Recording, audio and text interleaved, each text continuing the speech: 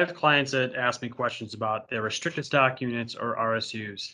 What are they and what's the timeline with taxes with RSUs? So Derek Mazzarella here with Gateway Financial Partners, and I'm going to give you an idea of how RSUs work and what to do with them.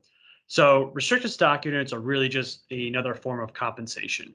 A company will say, instead of paying you a salary, we're going to give you company stock in lieu of the compensation. So the timeline is really kind of keyed on a couple dates. So there's a grant date and a vest date. The grant date is essentially when the company says, all right, we're going to give you X amount of shares of our company stock. So let's say the company gives you 50 shares of their company stock on the grant date. Well, they also have a vesting schedule, which means you have to wait a certain amount of time before that stock is actually yours. So most companies offer a 4-year vesting schedule. So let's say in this example, we have 50 shares, 4 years goes by. Okay, now we vest, and that 50 shares is worth $10,000. Okay, so you have the option to sell that now. So basically at your vest date, you're going to be paying ordinary income taxes on the $10,000.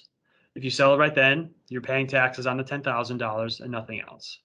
Now, if you decide to hold the stock and the stock increases in price, and let's say you sell it within the year here, and it goes up to $12,000. You're paying taxes on just the $2,000 gain, and because you've held it less than a year, you're paying, once again, ordinary income tax rates on just the $2,000 gain.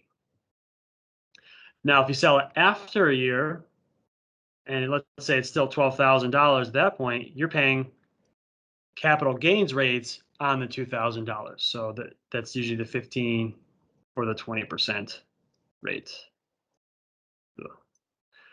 So that in a nutshell is how RSUs work. Please feel free to reach out with any questions.